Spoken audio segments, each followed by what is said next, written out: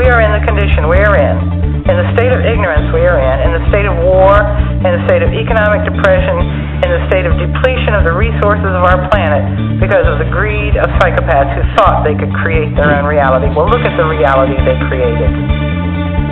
You're listening to Shot Talk Radio, the world for people who think.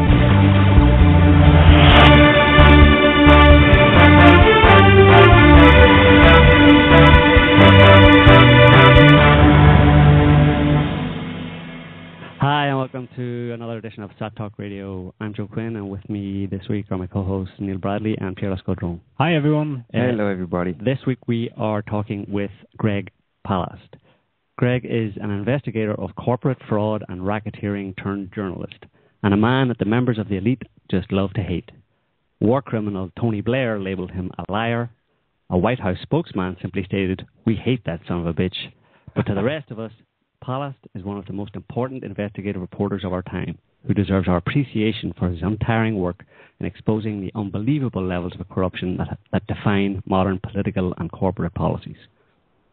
As part of his investigation into the 2000 U.S. presidential election, Greg uncovered evidence that Florida Governor Jeb Bush, Florida Secretary of State Katherine Harris, and Florida Elections Unit Chief Clay Roberts, along with Choice Point Corporation, rigged the ballots in 2000. He also discovered later that there was also widespread election fraud again in the 2004 presidential elections. Greg is the author of New York Times bestseller, The Best Democracy Money Can Buy, as well as Democracy and Regulation, How the Public Can Govern Essential Services, and Armed Madhouse, Undercover Dispatches from a Dying Regime.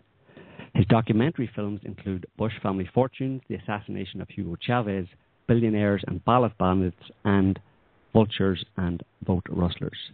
His latest book is Vulture's Picnic, In Pursuit of Petroleum Pigs, Power Pirates, and High Finance Carnivores. So, welcome to the show, Greg. Glad to be with you guys. Alrighty. The first thing that kind of comes to mind, having watched your documentaries, watched your films, and read your books, is to kind of go back in time a little bit. It's maybe fair to say that you first came to fame, or maybe infamy, back in 1997 or 98 when you reported on the Cash for Question scandal in the UK. And this was an event that put a serious dent in the outpouring of collective joy from the British people at the election of war criminal Tony Blair. And you also, in your books and in your recent films, you also talk about Piers Morgan as the then editor-in-chief of the UK Daily Mirror, and the hit pieces he wrote about you in an effort to protect the Blair government. So, is it fair to say that's when you first really kind of got in trouble? Well, trouble is my business. Yeah. As Sam Spade used to say. Before I did this work, I did those investigations of Tony Blair and his corporate buck buddies for The Guardian and Observer, and then later BBC. That was actually my first gig as a journalist. Up until that point, I'd just been an investigator of corporate criminality and shenanigans. A lot of it for the U.S. federal government, and then later labor unions and others. So I was basically an investigator, but I was finding that the media, especially the American media, was not covering corporate fraud. They were, in fact, covering up for corporate fraud. And so I decided I better become a journalist myself to get these stories out, and I ended up, couldn't get any of this stuff on the air in the U.S., but I sent a couple quick reports to the Guardian. They said, hey, this stuff could bring down the government. So the Guardian invited me to write a column, first in the Observer and then do investigative reports. And they said, listen, I was actually, believe it or not, for those who don't know Greg Palast, my background, I was actually an advisor to Tony Blair when he was in opposition. Mm-hmm. So I knew his whole crowd. I hung out with Blair and his deputy, John Prescott, a kind of useless piece of real estate. Nice guy. Yeah. How did you end up as an advisor? How did you end up in that Well, position? Blair had this, complete fascination with American experts and consultants. And so he got talked into hiring me to go after if you remember, after Thatcher privatized the power companies and BG and BP and the electric companies in particular, Blair was running on the platform that he was going to put a limit on the power companies, just like you have Miliband right now talking about putting a cap on the prices of power companies. Well, I was one of the international recognized experts in that field, so Blair brought me in to advise him how to control the big corporations. But what I realized very quickly in dealing with Mandelson and Blair and their crowd was that they were looking for, and they were going at also attacking nuclear power, that they were going to, their whole purpose was to get some great PR lines and win votes. And it took me about 12 seconds to realize that these guys were using me to win votes, but had no intention, like dead zero, of putting in any policy to protect the public. In fact, it was clear that they were getting a lot of cash and help from the very industries that they were pretending that they were going to try to control. So you had a con. And I saw, look, you see this again and again. I see this with Barack Obama. I see this with Bush, obviously, but Bush was a little more open, I think it's even worse when you get the guys who are pretending to be on your side. Say, we're going to take on these big powers. And interestingly, even my sister, who was Bill Clinton's expert on minimum wage, was brought in by Blair to help, we'll help to come up with a plan to raise the minimum wage. What was quickly determined was that he's looking for a way to talk about the minimum wage without actually setting one. So Blair was like, I looked at Blair as a box of gears with a smile painted on the front. I was actually wrong about that. And then once he got into office, I realized that in fact he wasn't just a fake creation of PR firms and polling experts, but rather he was like a fanatic on the order of Ayatollah Khomeini. He was a globalizer. He actually was far more fanatic than Margaret Thatcher about the free market and globalization, because she saw it as just, one way to bust the unions and all the people that she despised, which in other words, people not like her. And whereas Blair was a believer, because he's not too bright. I mean, one little thing I've never really published and made clear, knowing Blair, he's actually not a very bright man. And I will say Bill Clinton's a very bright man. Obama's a strangely bright man. George Bush is a bright man. But misunderestimated, he would say. But Blair was not kind of a dullard, and so dullards tend to hold on to, theories that they don't understand. So they pick up phrases like globalization, free markets, and this is the future, and blah blah blah. But third way, they have no idea what they're talking about because they're not too smart, and they get manipulated easily. So I ended up being hired to set up a fake front. I mean, I was hired by The Guardian and said, look into this. There's been a lot of stories about Blair and lobbyists, corporate lobbyists, and I was an investigator. I'd never done journalism. So I didn't know. I thought, wow, okay, let's go. And actually The Guardian was shocked because they spent like 10,000 pounds. I set up a fake front with an operation out of the Tower Hotel in London. And I had set myself up. I set up an entire elaborate front to make it look as if I were a consultant for a little-known Texas company called Enron. Mm-hmm. But Blair and Mandelson knew who Enron was. They were the go-go boys with all the money. Mm-hmm. And I set up a deal, and this is important for Americans listening too. I set up a deal where I said, look, you have to tell me if I pay money, what do I get? What policies can I buy? I want to know exactly what I'm buying, And they said, these lobbyists who are like in with Blair and Mandelson, like Dolly Draper and others, and real close with Ed Balls, were saying, we did this. I said, no. I don't want to say. Don't tell me what you did. I'm working. These guys from Enron. I mean, these are guys in Texas who just started wearing shoes 2 years ago. They don't want to hear they don't want to hear baloney. I need hard evidence, written proof that you guys have put in the fix. Let's not dance around this. And sure enough, I was getting faxes with the hard, cold written evidence of fixes by Enron, Tesco, and Murdoch. Yeah. It was insane, and Mandelson was really was like the ringleader of basically selling off the government. I was with a Confederate of mine, and who was helping me set this up from the same company as Glenn Greenwald, Booz Allen Hamilton, who was helping me set up the front. And he said, "Hey, why are we doing this for the Guardian? Let's just buy a submarine and sell it to the Chinese. We can make millions." I was invited into 10 Downing Street. To 10 Downing Street by Blair's guys. It was a riot. And then we decided we had to just publish. Yeah, you've obviously got some serious schmoozing abilities going on there, to get in. Those guys obviously didn't expect you. They didn't see you coming, obviously. They didn't expect that there was any... No, because they knew me. Right. I lied and said, listen, I can't... They said they knew I wrote for the Guardian, that I just started writing for the Guardian. And I said, look, I was like Dolly Draper, who was working for writing for the Evening Standard. But in fact, he was just placed there to be a corporate stooge and say whatever Gordon Brown and Peter Mandelson wanted him to say in the paper.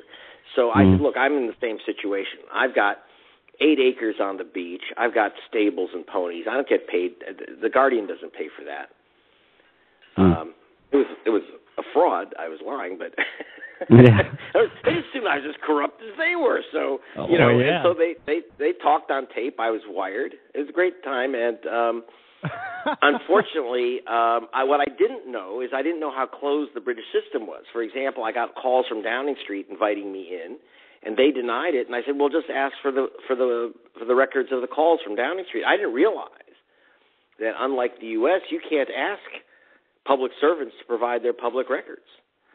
I mean, you can't get away with it in America anymore. They give you all kinds of national security excuses. They'll say, "Oh, we can't release that. Al Qaeda will look at our phone bills." I mean, but at the time in America, I could get a list of phone calls made by the president, but I couldn't get Blair's calls to me. He just denied it. He said I was a liar. You interacted directly with those kind of elite people. From those years of interaction, what did you conclude about their psychological profile? What are the specifics? Well, 2 things. I think that when you see movies like Wall Street and, Wolf of Wall Street, things like that, you have guys, the ultra-rich manipulators are seen as really brilliant people who know that they're doing evil things, and they enjoy doing evil things. They're like Professor Moriarty in Sherlock Holmes. In fact, some of them are really quite brilliant, really sick, brilliant people. But like Paul the Vulture Singer, who's in my latest film, Vultures and Vote Rustlers, he's known as the Vulture. He's a fabulously brilliant billionaire. I'm not going to take away his brilliance. But none of them actually believe they're doing evil. They believe that, as Lloyd Blankfein, who's the head of Goldman Sachs, said, we're doing God's work. They are followers. Now, remember, I went to school with these guys. I was a protege of Milton Friedman, the right-wing dwarf, the evil little right-wing free marketeer. I was a protege of Friedman, and I knew a lot of these guys who became the billionaire hedge fund monsters.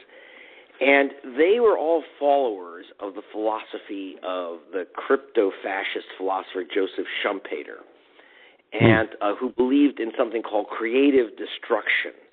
So they actually believe that even if people suffer, and in my film, I take you up the Congo River for BBC, actually for Newsnight, and you meet kids dying of cholera because the cholera medicine money's been taken by these financiers. They still believe that they are doing God's work, that they are basically, creative destruction means kind of wiping the planet clean of losers and welfare philosophies, etc. And what will return in it, there'll be like a new millennium in its place. It's it's kind of redolent of the Marxist post-proletarian dictatorship paradise, except that It's kind of a right-wing, free market, fascist free-for-all that everyone will be live a better life. But so you have creative destruction, but I've only seen destruction, never the creation. That's the problem. Yeah. You know. And those guys obviously don't really get down and get their hands dirty or see any of the results of their actions, right? Or maybe rarely they do, and they just don't care. Now that's actually, you just brought up something very fascinating about what they see. For example, Paul the Vulture Singer, one of the most vicious billionaires on the planet, he's the one who's funding. He's the number one funder of gay rights in America.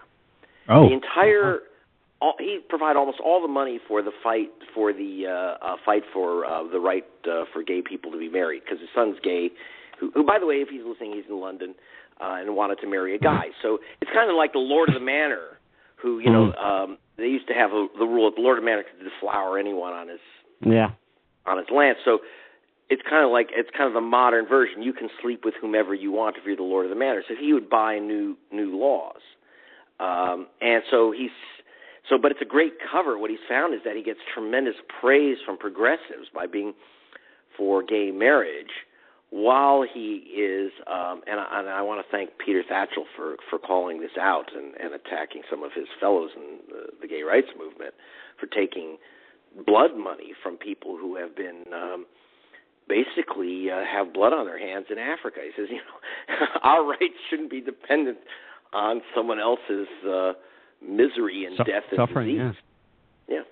So they see themselves as grand visionaries to which normal laws shouldn't apply, because they have a bigger vision than us little people can ever understand. Mm-hmm. Yeah. So it's hard to take that in, but they're believers. It's almost like a religion or a kind of a faith that they have in themselves and their own power, but it's destroying the planet. Yeah, they have great faith in themselves. And you also, and I would agree with one thing, unlike, I go out and find their victims. Yeah. We had one guy, you'll see if you read my book, Billionaires and Ballot Bandits. I'll give a plug to my not-for-profit foundation, which sells this crap. It was a big New York Times bestseller, Billionaires and Ballot Bandits, which you get at gregpalast.com. And it talks about a guy, John Paulson. This guy bet that what he did was he sold Royal Bank of Scotland through Goldman Sachs. He and Goldman Sachs got together through Royal Bank of Scotland, said, we're going to invest in the California real estate market because we think it's going to recover.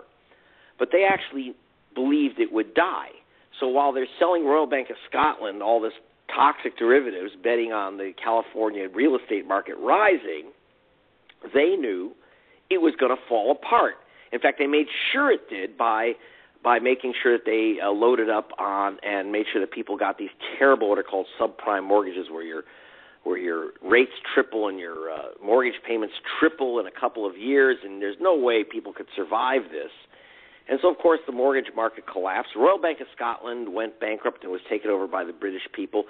John Paulson personally made $3 billion on that ripoff of Royal Bank of Scotland and the poor people. And so I actually went and met some of the people who lost their homes in this scheme. I don't care about the Royal Bank of Scotland. England, it's about time you guys paid tribute to our corporations in America. So Royal Bank of Scotland was demolished and became a state ward. But I introduced you to people like this guy John Pratt, Mr. Pratt, who lost his home in the 8 Mile section of Detroit. He had to move to a crappier, even a worse neighborhood where his 12-year-old son was shot in the head by some gangs just trying to play in the backyard. Lost everything he had because his mortgage rates were tripled under these crazy mortgage schemes that Paulson's buddies had put together. And Paulson literally pulls $3 billion and is feted as a great progressive. Again, he's for gay marriage rights, You can do anything you want as long as you're for gay marriage. Just so you know, in America, you can do you can take a 3-year-old poor kid, chop them in 7 pieces, and say, I did it because I wanted to just raise some money for gay rights. And not that I'm against gay rights. This is a great cover. You see, listen, Amnesty International is one of the greatest protectors of corporate killers on the planet. So there's all kinds of covers. But these guys actually believe their own baloney. So they actually believe they're doing the right thing by clearing out the system of the weaklings, like you and me. But they don't see the effects. They actually were not going to go to the 8 Mile section of Detroit and go to the people left between the bankrupted and busted out houses. They're not going to go to the auto parts plants that have been shut down. They're not going to go to the people who work for Royal Bank of Scotland and now are unemployed and don't know what to do next. They don't meet those people and they don't care. They go to dinners in which they are lauded as philanthropists because they give 0.5% of their money to Amnesty International. So it's not a question of them not knowing the results of their actions. It's that they don't care. That's what you're saying. They don't care, but again, they often don't see it face to face. Like, I'll give you a very interesting example. If you read, it might be in Vulture's Picnic, which is my book about my life in investigative reporting.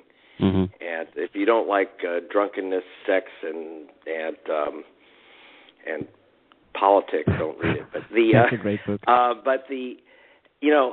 There was a vice president of Exxon Corporation. And if you remember, this is the month 25 years ago this month. Mm-hmm. The Exxon Valdez smashed up in Alaska, destroyed 1,000 miles of coastline.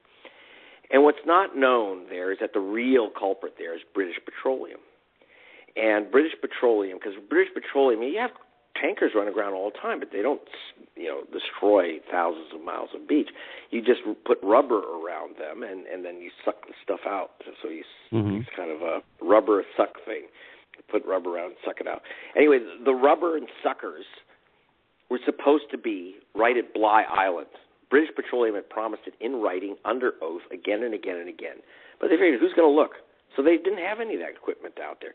The ship hit right at Bly Island. I mean, it literally hit where the emergency equipment and ships and crews are supposed to be on standby. It literally hit right there at the emergency oil spill response center. That's where it cracked up. But it was all fake. There was nothing there. So the oil just went all over. Now, the thing is that this vice president of Exxon, I won't give his name because it's not important, and I don't need to embarrass him, but he said, look, we don't, before the Exxon Valdez cracked up, I have his internal memos. I was the investigator on the case. Before the Exxon Valdez crack up, he had actually sent to BP and their partners, Exxon, Chevron, and some others, but sent to BP executives to a meeting in Arizona. Look, we don't have, if there's a ship runs aground at the Sound, we said we'd have this equipment and it ain't there. We're screwed if something goes wrong. This is 9 months before the crack up. Mm-hmm. They turned them down. They said, we're not going to spend tens of millions of dollars crap out in the kind of Arctic waters there, among the polar bears and a bunch of natives. Who cares? Mm-hmm. He was so upset because he had been part of that whole crowd that had said, no, we're not going to spend money on this. But he was then assigned to live in Valdez and be in charge. And when he got to Valdez, Alaska, this is before the Exxon hit, he was so upset because he got to meet the people whose lives would be destroyed, which he knew there was going to be a disaster. He was so upset that he actually had a nervous breakdown. He had to be led off the docks and hospitalized. Because it's one thing when it's numbers on a paper. No, we're not going to put, $10 million worth of rubber barriers on the middle of some, Indian island in the middle of nowhere. Forget it, right? But when you go up and you meet the people that are who are about to be destroyed, suddenly things change. Mm. And, in fact, I suggest in Billionaires and Ballot Bandits in my book that maybe if Singer the Vulture, instead of his son marrying a British banker guy, would instead have fallen in love with some Congolese boy with cholera, it would have been, the situation would be very different. It would have been different, huh? Yeah. And in the stories you report, there is this recurring theme of greed and money and power. So, from your experience, how do these elite people interact with money, with power?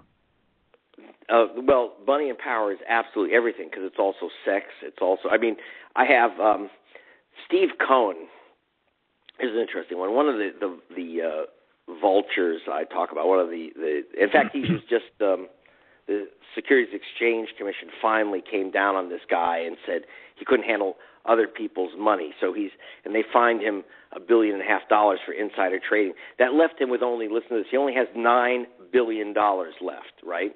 Poor guy. This guy, Steve Cohen. And, I was saying, why this guy continued to break the law, even though he had billions? What did he need? If he had $7 billion, why do he need 8? If he had 8, why do he need 9? I mean, go do something with, become a painter, form a monastery, whatever. Get a proper job, right? Yeah. Yeah, why get up at 5 in the morning and work all day, like manipulating this stuff and trying to hide stuff from the federal regulators? I mean, in England, you just let them do it. It's not even against the law. Half the stuff they do that they get busted for in the U.S. But it's and I spoke to his ex-wife. Ex-wives are really good because they want revenge and money and more money, right? But so I spoke to his ex-wife, Cohen's ex-wife. He said that when every week he would go home to his mommy, and they'd have dinner at his mommy's house every week, and his mommy would say to him, "All I know is money makes the monkey jump. Money makes the monkey jump." What the hell? And so then he would get in the car on his way home and he'd burst into tears because, no matter how many billions he had, he couldn't make mommy's monkey jump. It was never enough. So these guys, when you look at these guys, in some ways, they're big shots and they support Amnesty International and gay rights and they do all this stuff and they think that they're great, forward thinkers, creative destruction, all this stuff, and they're so brilliant. In fact, they just want to make their mommy's monkey jump, and they can't. So they're taking billions of dollars and they're sticking it into holes in their soul, and it just doesn't fill it up. These people are really seriously damaged. The ones I know, billionaires, and most, not all, but most are pretty seriously damaged people. So what are they doing? They're in charge.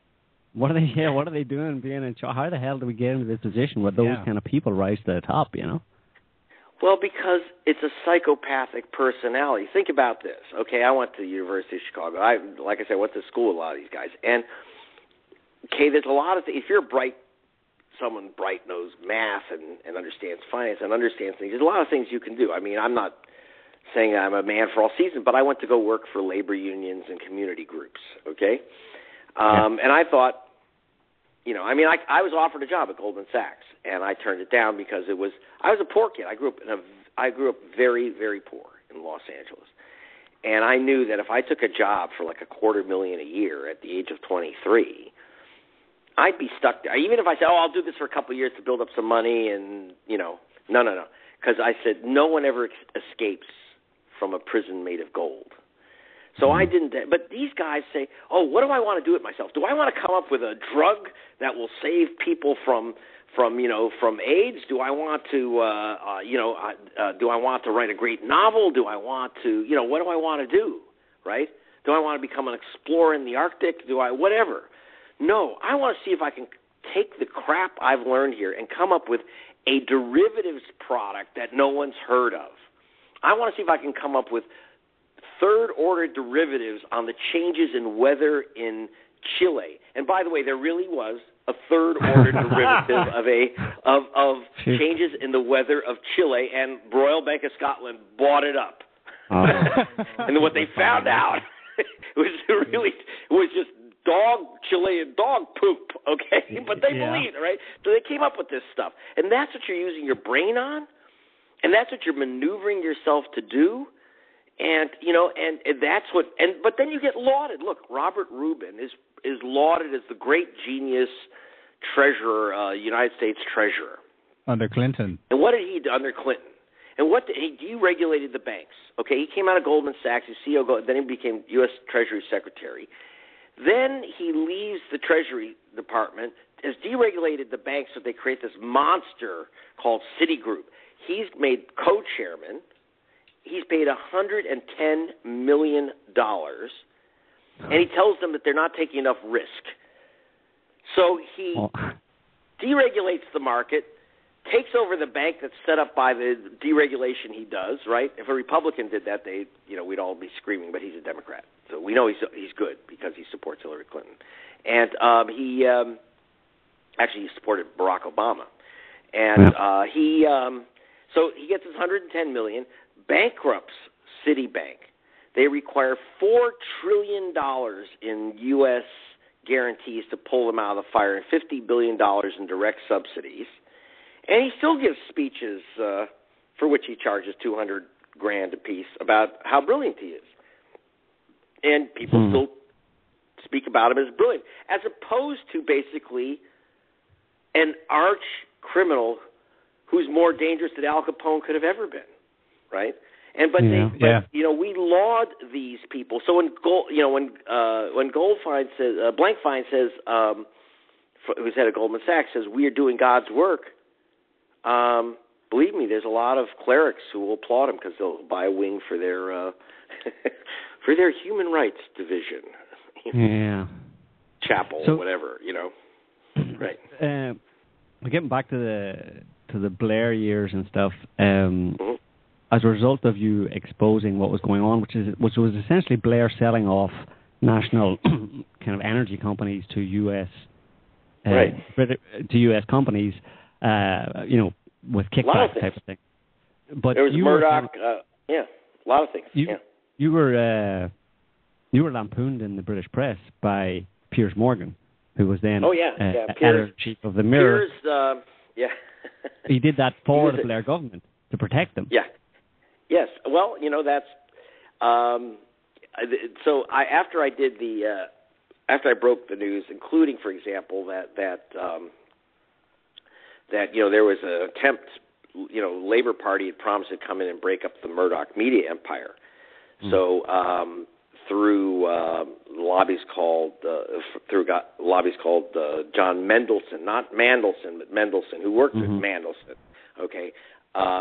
They worked a deal where, in fact, Murdoch would give them favorable news in return for pulling off, backing off, breaking up the Murdoch empire. So Piers Morgan and his crowd at the Mirror were quite jealous. Like, where's ours? So they had to show that they were willing to kiss Blair's crown. And again, it's more about corporate power than public power. But so when I exposed these things, and I had audio tapes and everything, Blair called me a liar. Kept calling about the American, this Greg Palast, this American who's a liar. Now, he did that on the floor of the House of Commons, so I couldn't sue him. Not that I don't believe in suing anyway, but he did it under, legislative immunity, Blair. So he called me a liar. So then they got some other crap on me. One of the power companies several power companies keep files on me. One had a big file on my penis, which was more interesting than reality, but I enjoyed reading it. And so I ended up with, so they had a big full, the entire front page of the Mirror with a picture of me, of Greg Palast. It said, "The Liar," in 4-inch print based on what Blair said and what this power company files. And so The Liar. But that didn't seem to stick. I mean, Blair was he was still in hot water. So they decided that wasn't enough. They had to go out and destroy me. So I had one of his proteges, who in Vulture's Picnic I call Miss Jamaica, because I don't like to give even bad publicity is worth something these days. And a very good-looking young woman who was a Blair protege, and she was rising in the party and running for high party power position. And she had always, because she knew me when I was actually Blair's advisor. So I had helped her in her connection to Blair and to Mandelson. I actually introduced her to Blair and Mandelson. And so in gratitude, she wanted to, get a little bit closer to me. And, invite you up to her room. Right. So she invited me up to her room. at the hotel and at the Labor Party convention in Blackpool. And I figured, well, I'll get two things. I'll get, I get information. Well, I just thought, it's, I could get, if I went undercover, basically, in both senses of the term. But what I didn't know is that she had all these Labor Party people. She was running for a top labor position, and so she had told the Labor Party people, she was going to be seeing me, and they flipped out. They said, "No, you aren't." So what happened was they set it up. They were waiting for me, and the door swings open in the hotel room, and there's the clerk and her husband, and I'm thinking, "Bitch has a husband." I said, "Uh-oh," and that wouldn't be so bad. I've met some, uncomfortable husbands before. I mean, that's part of the job of being a journalist. But right behind them were the photographers from the Mirror.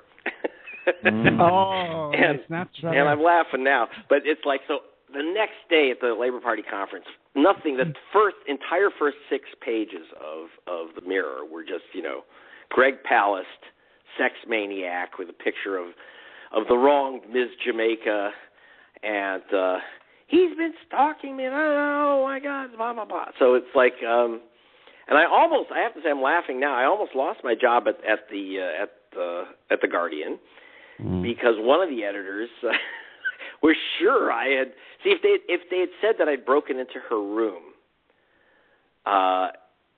to find some stuff, which would have been, I don't break the law. I don't like Jimmy locks and go into someone's room or something like that. If I had done that, if they had accused me of that, they probably would have gotten away with it. But instead, they decided to set me up with this sex, thing, and honey trap. So that just didn't, it didn't hold that in the end. So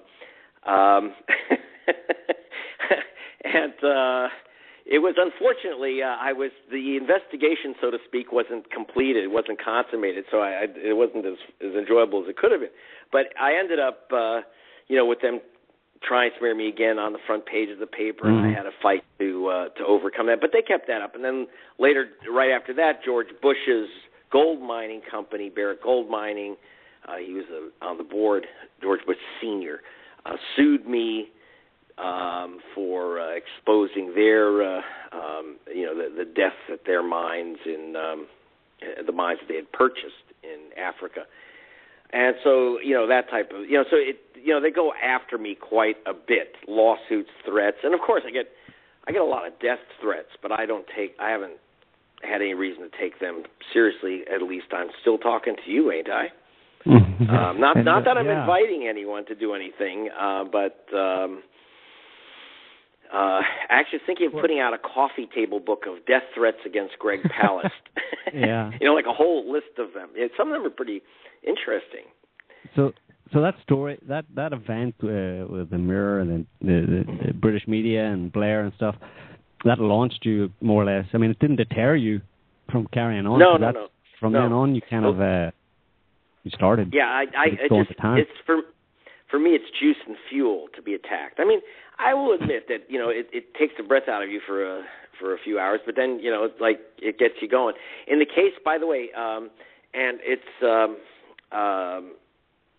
Simon Hoggart, who just passed away, was listening in, and he wrote this in the Guardian. He was actually right next to Piers Morgan and Alistair Campbell, who, if you don't know, don't remember, if you're American listening, and Alistair Campbell was the PR mouthpiece, the press spokesman for Tony Blair. And after they ran the pictures of me and the chick in the Mirror, on the front page of the Mirror, and Greg Palast, sex maniac, Campbell went to Piers Morgan and said, thank you for taking care of that for us. He literally said that, and Hoggart had the guts to print that, and so it was basically on a coordination between the Labor Party and Piers Morgan to smear me with a bunch of lies, and they did it again and again. And now I could handle it, but your average reporter could not sustain that type of punishment. Mm-hmm. I mean, I've always made sure that I actually am not on someone's payroll, so I'm always like have a contractual agreements where I'm independent or quasi-independent, so that my paycheck and my livelihood isn't dependent on being, if I get smeared, I can say, well, if you don't want to stand up with me, I'll see you later. I will say Alan Rusbridger has always stood by my side, so that's been good. When others have wavered, he's been there, and that was very, very good. Well, Piers Morgan is a quintessential English scumbag as far as I'm concerned, and I can't believe that he, I mean, the type of guy he is, and he ends up in the U.S. Well, here's the thing, is that he can't come back to the UK because he would probably be under indictment. He did two things. One, Piers Morgan, I mean, it's funny. I do all the investigative reporting, but I don't do illegal things like break into people's phone answering machines or literally illegally wiretap phones. I do record phone conversations. People are always shocked.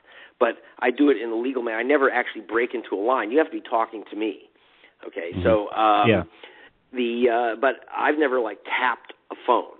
And that's exactly what Morgan did. He hacked phones. I know exactly what he did. He hacked answering machines. I know exactly the process he used, too. I've never made it public. But Piers Morgan is a criminal. He broke the law. And I don't say that. I say that advisedly. I say that very, very carefully and cautiously. And I know that Piers is listening. Everything I say about him or write about him, he carefully tracks. It drives him crazy. So, Piers, sorry. I am revealing that you are... this is one that hasn't been made public, but Piers has a way of had a system for breaking into people's answering machines, including Paul McCartney's, and just so he can sell his little crappy little rag. So that's law breaking. He also did something else that in the U.S. you absolutely would go to prison for, which is, but it was turned out to be not considered for some reason not a crime in Britain, which is that he, as editor of the Mirror, he knew what his finance guys were going to be promoting the next day. So if he had a couple of finance guys who would promote small stocks, and as soon as it hit the papers, those stocks would rise 5, 10, 20%. Piers knew, because he saw the copy before it went to print, what companies they were going to promote, and he would purchase those. Now, in the U.S., any reporter, any publisher who has a story on it, for example, if I find out, like on Enron, if I find out something negative on Enron, my editor looking at that can't say, oh, I'm going to short Enron stock because I know it's going to go down tomorrow when I release this report. You do that in the United States, you go to prison. I don't mean you maybe go to prison. Every single reporter, publisher who has ever used information before prior to publication, without exception, has gone to prison. Without exception. You get caught, you go to prison, period. Piers Morgan was caught, and they did nothing to him. They said that was not nice. There was some little, committee hearing or something. In the U.S., you'd go to prison. He was given a visa to the U.S. Now, you're not allowed to work in the United States and get a visa to move to the U.S. if you have committed any crime, even if you were charged. If you committed a crime that would be a crime in the United States, as this is called, this insider trading would be. So he's committed a crime, and he lied on his visas because he's supposed to confess to any crimes. You're supposed to say, here's the crimes I've committed. That's one way to get it. Anyway, so Morgan has committed multiple criminal offenses that would be criminal in the U.S., and he compounded the crime by lying about it on his visas. He should not be in the U.S. And one of the reasons why they took away his show because no one wanted to watch it. But the thing is that to me his biggest crime is not the insider trading and the smearing Greg Palast, fabricating reports, crazy, that type of stuff. Those are crimes that they let him get away with, and you have to ask why they let him get away, because the crime he committed was the worst in the world for me as a journalist, is to use your position as a so-called journalist, not to uncover the misdeeds of the powerful and rich, but to participate in those crimes. That's what he did. By covering up for Blair in the Lobbygate stories I busted, for going after the reporters who were uncovering not just Blair, but remember, Blair is just the the glove puppet, with the fingers. Think of the fingers in that glove. The Murdochs and the power companies and British Petroleum and the rest. Which, by the way, hasn't ended. I was just in Azerbaijan and Kazakhstan in the Caspian Sea, and before in these places, that's where Tony Blair was, sucking up and cuddling up to murderous oil potentates, thieving criminal oil potentates. Yeah, I mean that's how he makes his money. I guess that's why he became a Catholic. I don't know there must be some. I don't know. Is there some special dispensation you get? Yeah. I didn't know if they still sell indulgences. I thought they gave up on that. But whatever it is, Blair has been going around fronting for the worst dictatorships on the planet. And it's okay. And he was followed in Kazakhstan by Bill Clinton, but we like Bill Clinton, right? I don't know. But in your movie, Vultures and Vote, in your film Vultures and Vote Rustlers, just talking about Azerbaijan, you went out there. You went out there, and you were chasing after a story about the chairman of BP, Lord Brown, giving a bribe of $30 million to the Azeri State Oil Company, which is basically the Azeri government officials, right, to get drilling rights in the Caspian. And this was like a check. Actually, the check was handed. And by the way, the reason I did this by the way for Channel 4 Dispatches, the British show, and I got when the Deepwater Horizon blew out. I got a message through routes I can't explain from all the way from the Caspian Sea saying this is not the first blowout. So I flew to the Caspian Sea, and BP had covered it up that there was a prior blowout before the Deepwater Horizon. So I flew to the Caspian. And while investigating this, got arrested, by the way, by the secret police in what I call the Islamic Republic of BP. And when I was arrested, one of the state secret police chiefs actually said to me very proudly, "BP drives this country." He said, as if I should be, understand that, why we do this. BP drives this country. And he was very proud of that. That they're part of the BP empire. And in back under Thatcher, and by the way, I didn't talk much. You didn't see this in the film, all of it. There was a picture of Thatcher. If you looked in the corner of Lord Brown signing a deal to get the Caspian Sea oil from this nation of Azerbaijan, Lord Brown personally handed a $30 million check to the president of Azerbaijan. Now I know that because one of the executives of BP, who's on camera, Les Abrahams, a great guy, who has decided to kind of come in out of the cold and tell the story. And he said, look, Brown gave him this brown briefcase and said, this little briefcase, and said, hold on to this. While I go to the loo, literally, and talk to other people, you hold on to it. And when I'm ready to talk to the president, you hand it back. And he said, and he was very proud of the fact that there was 30 million quid in there. And the guy thought, well, what is this, a big pile of cash or whatever? And he looked at it, and he opened the briefcase, and the only thing in the entire briefcase was just a check for $30 million, right? And so Brown handed this guy the check and got the Caspian. Now, you will see immediately after when Brown is actually signing the papers with the little dictator there, and there's Maggie Thatcher in the corner. What the part of the story I didn't tell, but it's in Vulture's Picnic, my book, is that Brown had flown in with the $30 million bribe with Margaret Thatcher. The BP had actually given her a plane, which they called the Iron Lady. It said Iron Lady on the tail. They did. And she had a hot tub in there and a whole bar full, just this whole bar behind the hot tub filled with single malt scotches, right? Was her breakfast, by the way. Oh my God! Maggie Thatcher so she gets off the plane. So she's got a hot tub and her single malt. She gets off there and she basically comes with Brown holding the bribe money, and then gives some little talk to the president and his retinue, and then Brown does the deal. Now, just so you know, at that time it was not illegal to bribe foreign governments.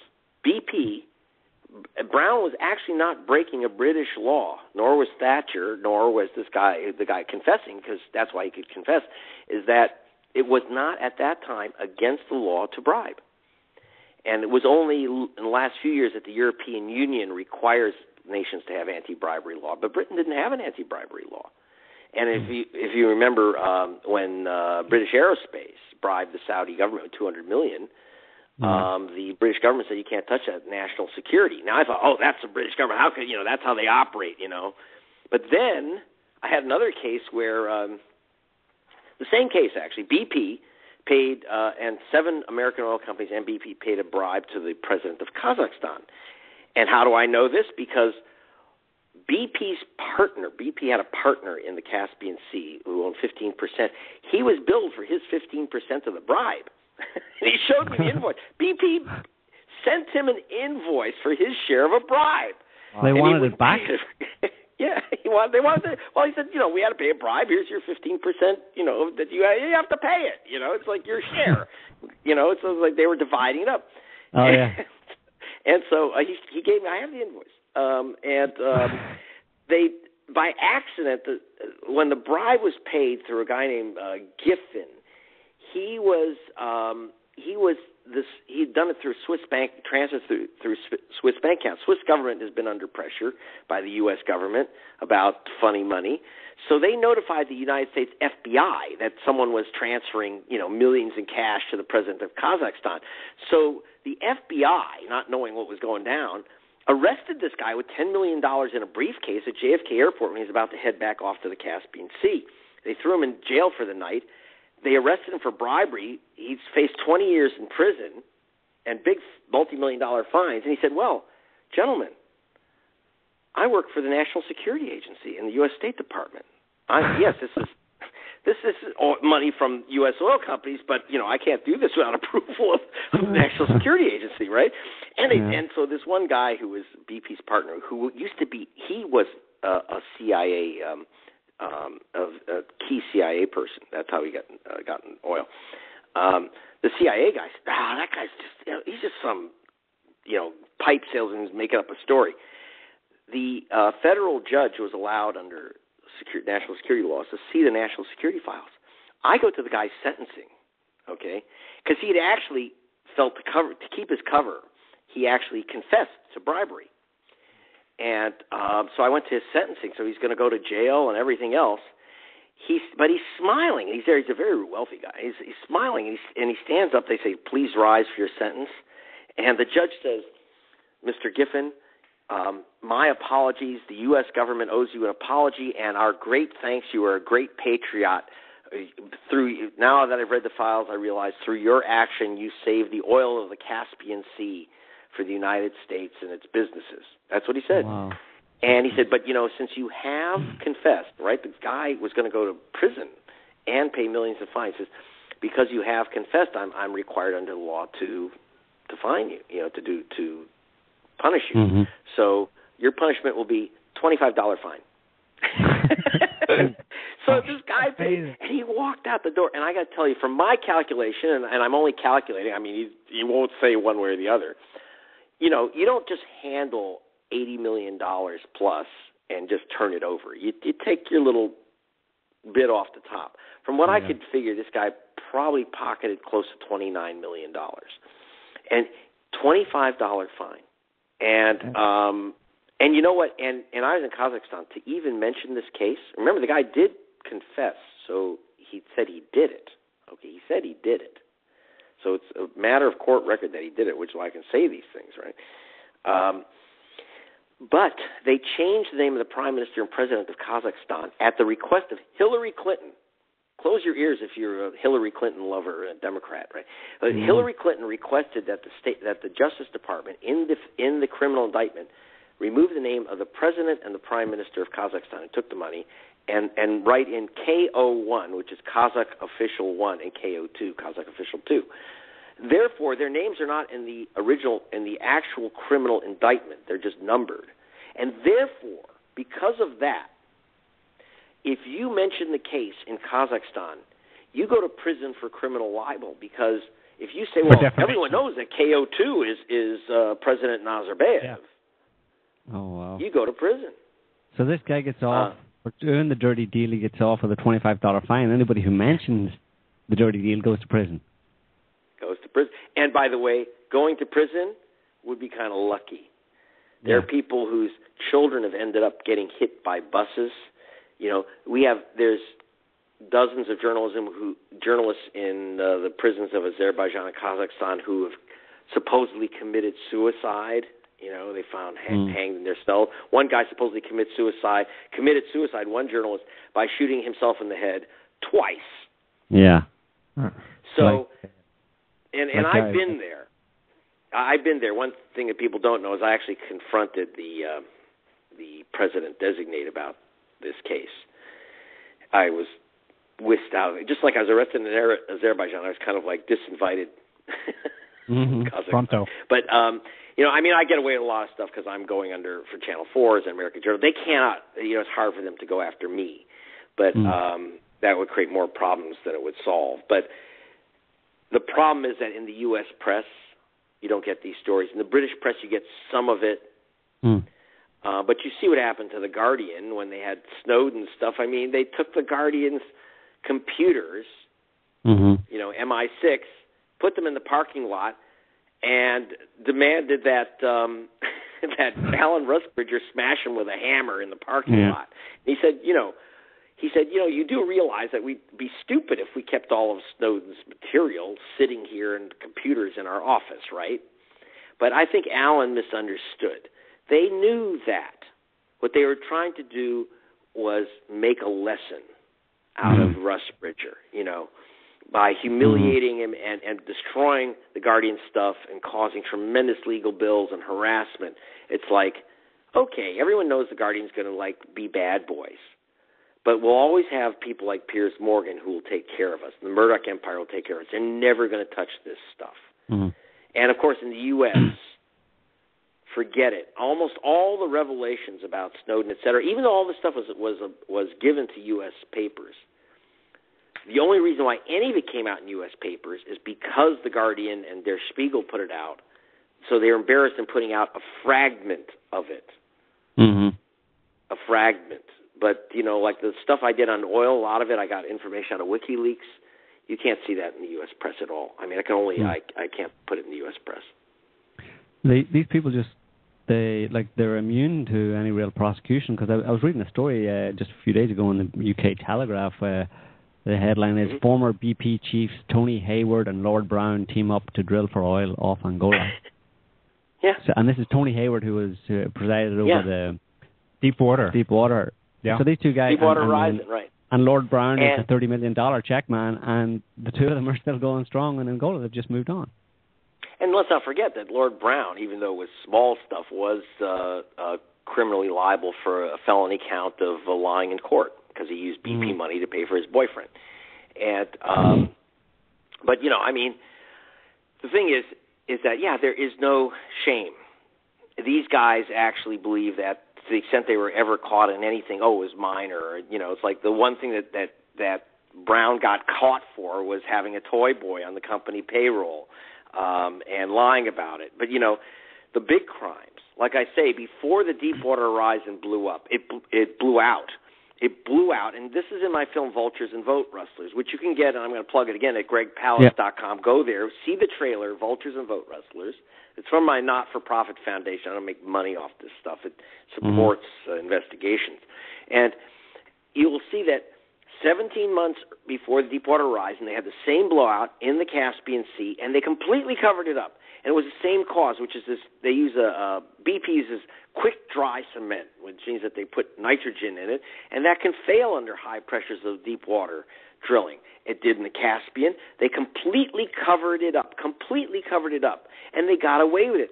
People like Haywood and Brown before him, I mean, you know, if there were a better world, they wouldn't be drilling off Angola. They'd be breaking rocks on a chain gang. This stuff costs people's lives. People die, and we end up, and then we go to war. You know, so it's like, this is, you know, but again, they actually think, like in the case of Brown, he really thinks he's been the victim. Haywood thinks that he's the victim. He knew that there was a prior blowout, and yet he kept allowing the use of a cheap process, which led to the Deepwater Horizon blowout. And they're crying about it. In the case of the Exxon Valdez, BP was tremendously responsible in Alaska. They didn't pay a penny. They walked away from it, and their name wasn't on the ship, so even their name was let out of escaped the deal. So, yeah, like I say, there is no shame, and then they give a plane to Maggie and fill it with scotch. And Greg, however, in Valdez, Exxon was condemned. They paid damages, and the cost was cleaned. In the Gulf, BP was condemned, paid damages, and the cost was cleaned. Well, that's the official story, but is it true? Yeah, that's the official story. I was just up in Alaska, and you'll see in Vultures, and I don't know if you see it, but you go to gregpalast.com, you'll see pictures of me putting my hand in the oil from the Exxon Valdez that's still there 25 years later. And in Vultures and Vote Rustlers, you will see oil all over the beaches of the Gulf Coast off of Mississippi and Alabama. Not that anyone ever goes swimming off the coast of Mississippi or Alabama. It's already pretty well destroyed. Just poor black people go picnicking there. But it's covered with poisonous, dreadful hydrocarbon. You can see the films of this that I have. Because who goes down there and checks? BP issues press releases. They painted all their petrol stations green. So obviously they're wonderful people. Yeah. And, everything's cleaned up. Mother Nature, in this theory of Exxon and British Petroleum in the Gulf and in Alaska, Mother Nature's flushed everything clean, as if Mother Nature is some type of magic toilet that you just flush it and everything's gone. That's just not what happens, and that's not what happened. And that oil is still there in the Gulf. It's still there in Alaska, and shell oil is still all over the deltas in Nigeria 40 years later after their drilling, 40 years later. What kind of effect are these kind of spills and stuff having on the people, for example, in Africa and different African countries? Cancers, lesions, birth defects, respiratory problems, obviously economic problems because you have wildlife, massive wildlife kill-offs, which I saw in the Prince William Sound in Alaska. It stays. When you're talking about poisons that stay in the ground and in your water for decades, it's devastating. And your kids get ill, they die. And I was in the worst I've seen actually with Chevron in Ecuador, where the chief emery Hildo Criollo in the Amazon. I actually took.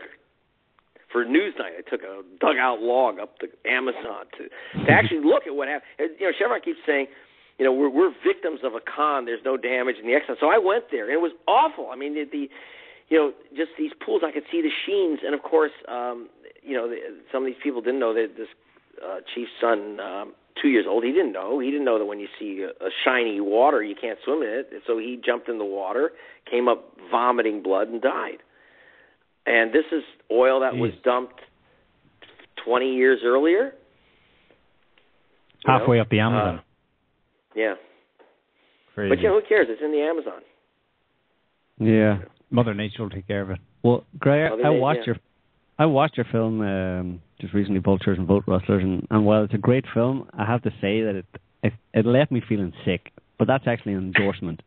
Because anything I've ever read or watched that really drove home the truth about the people who basically run the planet has always left me feeling that way. So I'm sure you know that feeling much better than I do, given that you're the one digging up the dirt. But I was just wondering if there's one thing amongst all the corrupt practices that you've investigated and exposed, is there one that really sticks in your craw for any particular reason, one that seems particularly egregious? Yeah, I would say George Bush Sr.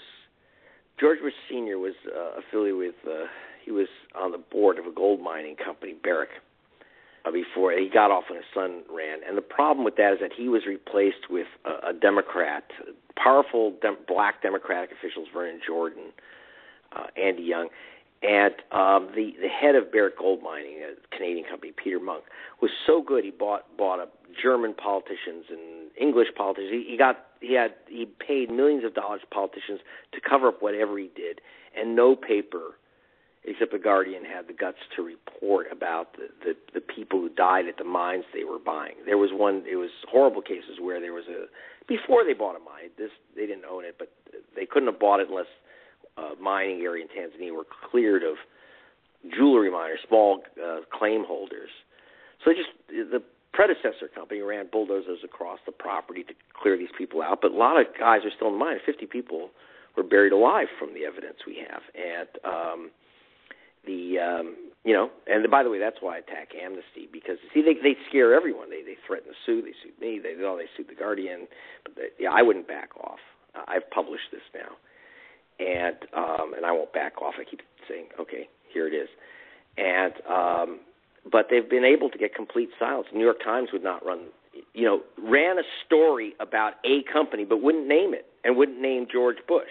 So they buy a level of protection. They got Amnesty International to back off, even though Amnesty gave me the first tip. That's why I'm peeved at them, because but I have to say there's been some very good groups, also Friends of the Earth, Corner House in Britain, Amnesty of Canada was very good, wouldn't back down. But it's amazing, they buy up enough politicians that's the problem. It's the corporations that get the politicians on both sides. That's why Blair is more dangerous than Thatcher. Thatcher, you know where she's at, and you can be for her or against her, vote for or against her. Blair says one thing and then does the other, and that's the most dangerous. When you have an Obama who says one thing and does the other, Clinton. So it's the so-called progressive politicians that are on the take that are the most dangerous of all. Is there a solution, Greg? I mean, is there a solution to the state of the world today and all the stuff that you kind of expose and show about what's going on and corruption in high places? Where do you see it going, and is there a solution? There is a solution, which is that, look, we've had all kinds of movements that have been very, very effective, from the labor movement, the anti-slavery movement, the environmental movement, the women's movement, even now the gay rights movement. It's been so successful they kind of, been able to move the billionaires to their side. In other words, there's a, as Arthur Kessler said, there's kind of a pendulum of history. And, so they've got the money, we've got the people. To me, one of the reasons why I switched to journalism kind of late in life is that I'm committed to the idea that you can't act unless you know who's screwing you and how. You can't stop a thief unless you know which pocket they're picking and what they've taken from you. That's one of the problems. You don't even know the crime's been committed. Someone breaks into your house and steals, steals your stereo and your jewelry or whatever. You've been robbed. But these guys steal from you. They steal your health because they're secretly poisoning you. They're stealing the truth. They're stealing your vote. And you don't know it. That is deeply evil. So I believe that the first thing we do is the work you're doing, which is great. You pull down their pants and say, take a look at that. And, you turn on the lights and the cockroaches run to the walls. And from that, people get angry, and that's how movements start. And movements can be successful, but then they'll be, then look, they get bought out. I mean, British Petroleum was the great green company, and they practically owned half the environmental movement in America. And then that's how they got away with the Deepwater Horizon, And so it's like, so we'll keep winning and we'll keep losing, and that's kind of the fate of the planet for the next, until the toxic garbage finally eliminates, the last of our functional DNA. this back and forth will continue. All right. Well, Greg, it's been great talking to you, and I know you've promoted your stuff, and your books and your films, but I just want to give a shout out again to everybody. Just go to gregpalast.com, because you've got so many books and so many videos and films and stuff, and they're all excellent, and everybody should watch them and read the books, and they're very well written. It's not a kind of staid academic style. It's very humorous, very entertaining, but it gets the message across. So, fair play to you, Greg. I mean, you're doing brilliant work, and I hope long may it continue. You know, just watch out for those, death threats or real death threats. You know. Yeah, unfortunately, I'm not getting enough. They aren't throwing the blondes at me as much anymore. You know, the honey traps are. You figured that I don't fall for. You know, but I could use a couple, so I'm offering if anyone's out there wants to entrap me. At least give it a try. Yeah, at least for a bit of entertainment. You know. Yeah. Okay. All right. Catch you guys later. All right. Thanks Greg. A lot. You've been a great sport. Bye. Bye. Greg was a great guest, great speaker. He knows his stuff, and if you should people should check out his books and his videos. And from the point of view of anybody that you know that is maybe on the fence type of thing, or maybe partially open to looking at the world in a different way than the mainstream way, or just looking at the world at all rather than their iPhones and their computer screens. His books are great. Would be a great introduction for people like that who need a kind of more easygoing, kind of colloquial presentation of the facts. That's also is also fun, or makes it fun to read it. So we recommend his books basically for that, but also for anybody who's interested in any of this, because there's a lot of information in there. So it's gregpalast.com. Yeah, go there. His books are listed. He's still writing articles on a regular basis. Yes. That he publishes for free. In fact, he publishes a lot of stuff for free. Yeah. He's got free excerpts from his books, free clips from his DVDs. Yeah. He's very good with time. And the Chavez DVD is available for free as well. The documentary about Hugo Chavez. Yeah. All right, folks. Thanks for listening. Hope you enjoyed it. Thanks to our chatters, and we will see you next week. Have a good one. Bye-bye.